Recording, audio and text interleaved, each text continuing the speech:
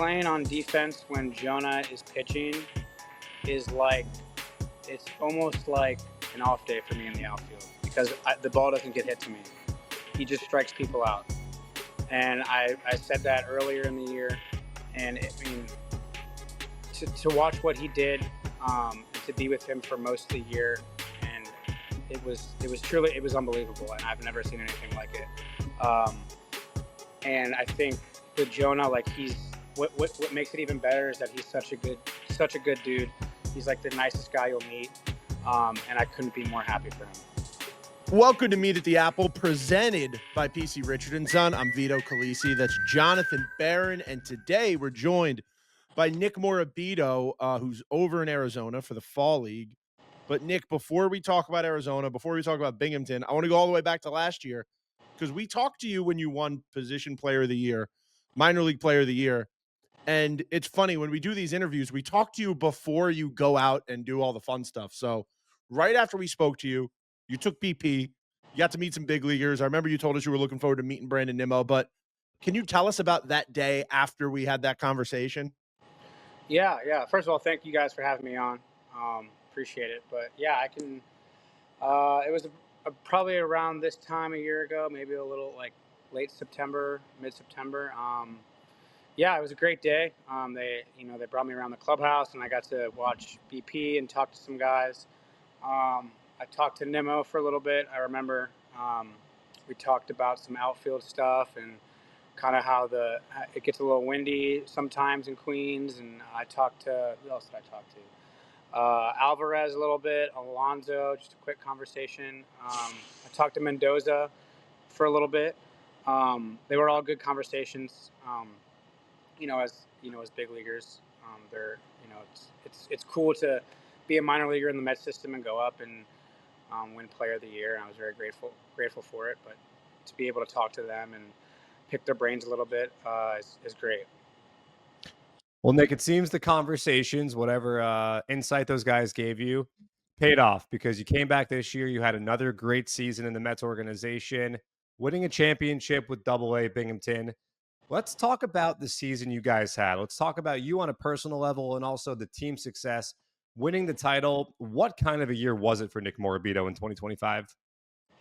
It was great. It was great to be a part of that team and to be there the whole year and to experience everything that happened from, the start of the year in April to clinching the first half, to breaking the record, to clinching the second half, to playing our first playoff game in Somerset, to go back home, and then to go win it in Erie. It was a great ride. I had so much fun. I felt like I got really close with a lot of my teammates. And that was a big reason as to why we won. We just had a really, really great team. We were really close as a team. And we played hard every single day. Every day we played hard, and it was a lot of fun. I think that was probably my biggest takeaway. I had a lot of fun this year. It made coming to the park very enjoyable. It was a lot of fun. How about yourself, though? I want to talk about you and your personal accomplishments. Another huge year offensively. After 2 seasons ago, you set the Brooklyn Cyclone stolen base record. All sorts of accolades. Are you happy with where your personal success netted out? Yeah, 100%. I feel like I did something similar last year, and I did it this year. I try to keep up with getting on base and stealing, and my goal is to get to home plate for my guys and just score runs and win ball games. And I felt like I did a good job of that this year, and Ponies came out on top, and that was what was most important. So. Nick, we met you in 2023 spring training, like backfields of PSL. Yeah. What would you say, like, about you now versus like the kid we met 3 years ago? I would say there's been a lot of growth. I would say mentally and physically. I feel like the best way to learn this game, especially at the professional level, is to play every day and have a full year and to just experience everything that comes along with playing every day and that the failure. I'll say, like, coming out of high school and my first spring training, like, it's not that I had no idea what professional baseball was to come, but there was a lot of stuff that I didn't know, a lot of growth opportunities, and I feel like for the most part I took advantage of it. And this game is really hard. If I were to 2 years ago, that's probably what I would have told myself is this game is really hard and you're gonna fail.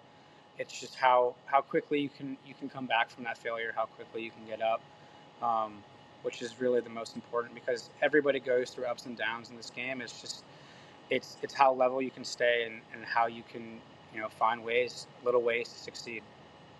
Now, Nick, I'm going to ask you a question that's kind of a callback to OG Future Flushing listeners, the podcast that we first had you on back in 2023. Are you still hitting in your uncle's batting cages that Vito always talked about on the show? Vito was and still is the number one Nick Morabito fan out there. And he always talked about your uncle's hitting cage and how you have that lightning quick barrel through the zone. So are you still putting the work in at your uncle's?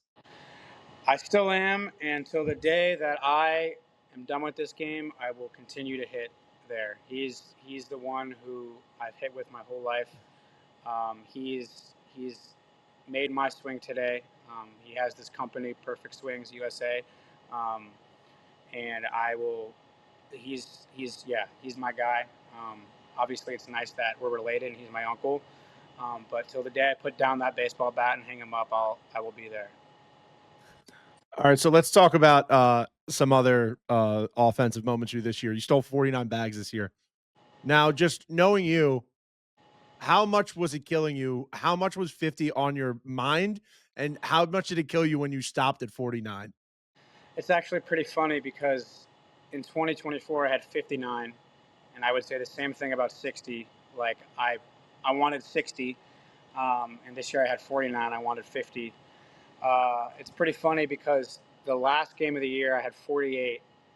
I feel like it always comes down to the last day, But the last game of the year I had 48. I got a bag in the first inning, I think, and then I was on second, and I got a great jump, and I went, and Reimer was up, and he had 2 strikes, and fouled a ball off, and I know I would have been safe, and I'm not blaming it on Reimer or anybody.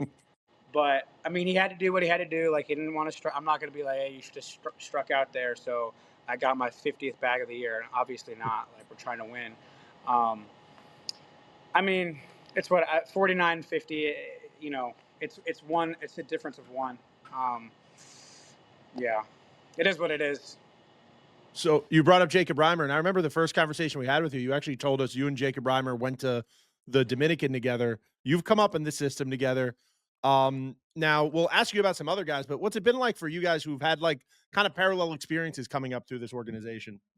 Yeah, it's been great. Jacob, he's my guy. I mean, we got drafted together. We've been through a lot together with this game, and we didn't start off. He started off in high, and I was in Double A, and then he came up here and he tore it up the whole year.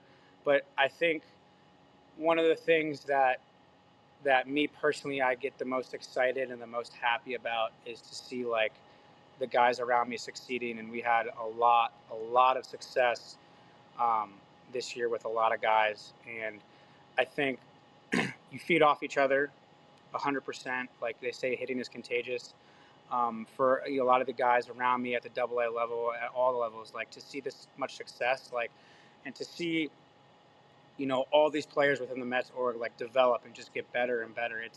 It's a really good feeling, and it's almost like we're one just big group, and we're all going at this together. And doing it with the Mets and under this player development it's been great. It's been a great experience.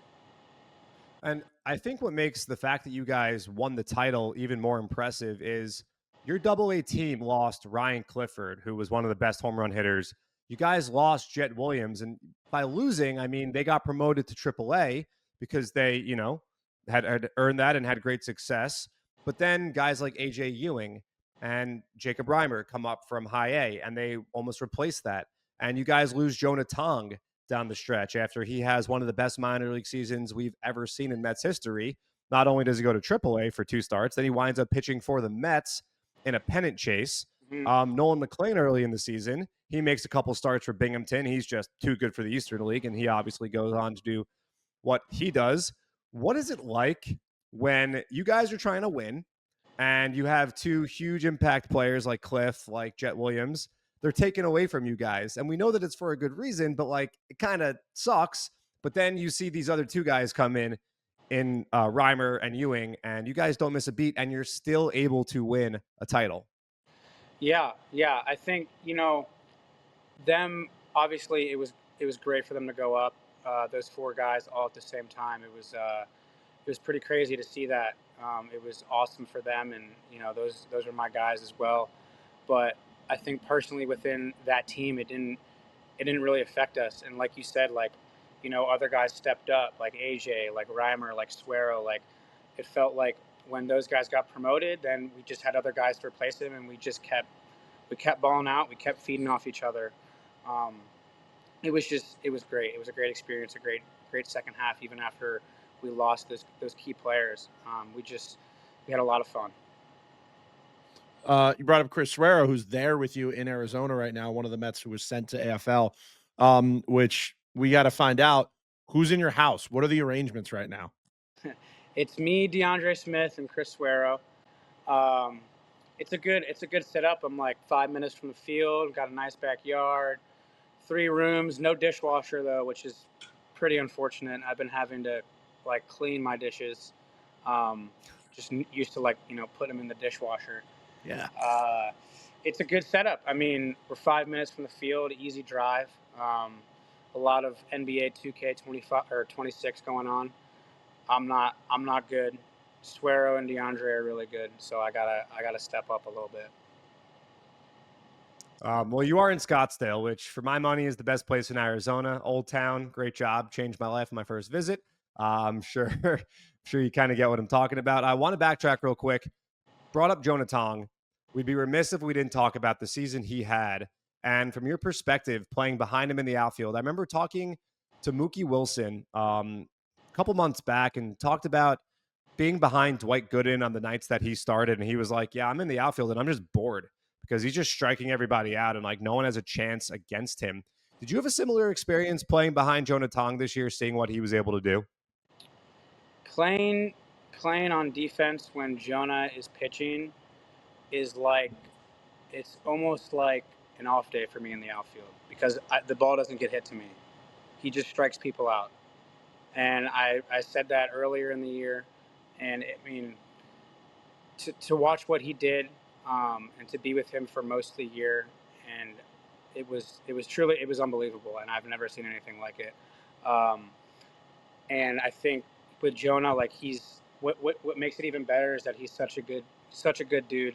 He's like the nicest guy you'll meet, and I couldn't be more happy for him. John brought up before all the guys who made the jump up to AAA. Um, that's an important conversation that like you end up having with some guys, right? Like, do you talk to them after the jump and ask them for advice on like what the difference is from AA when you get to AAA?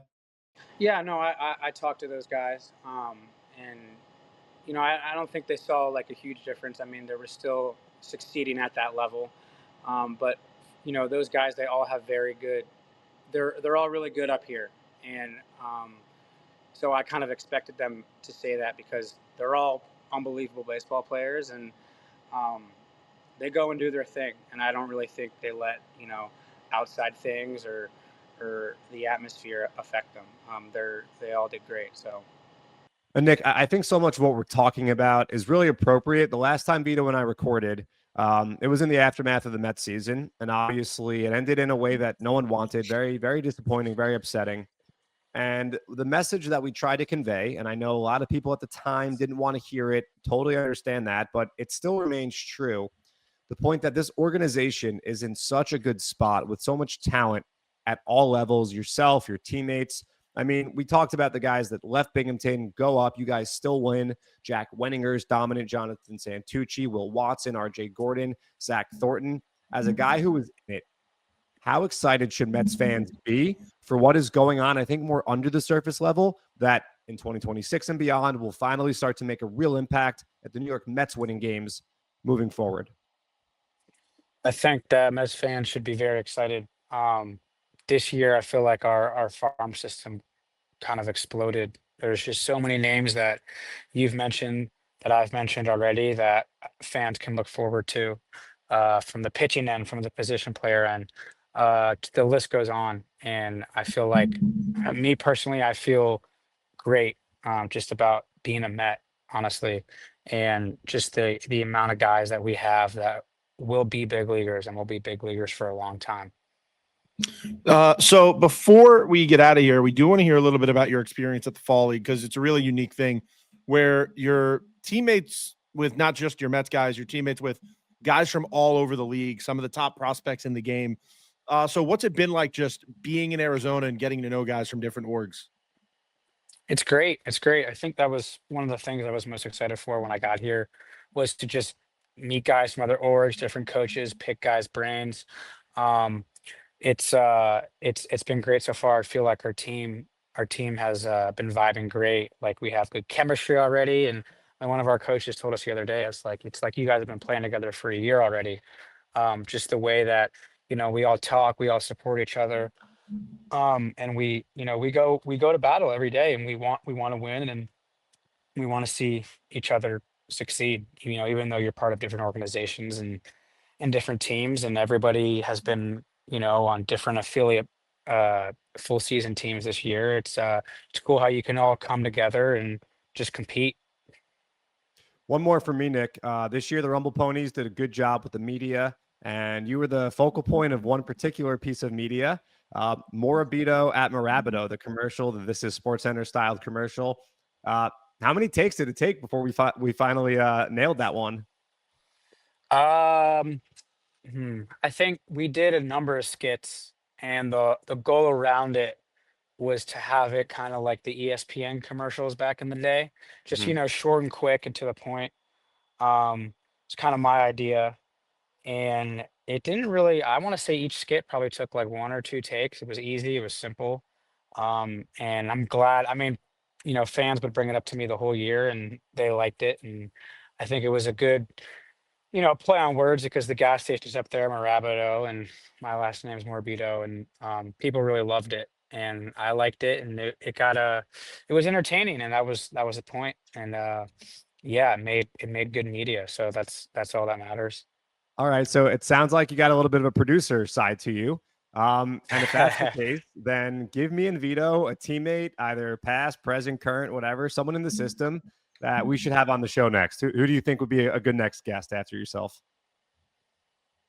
Mm, I would say, I would say, have y'all interviewed AJ Ewing yet?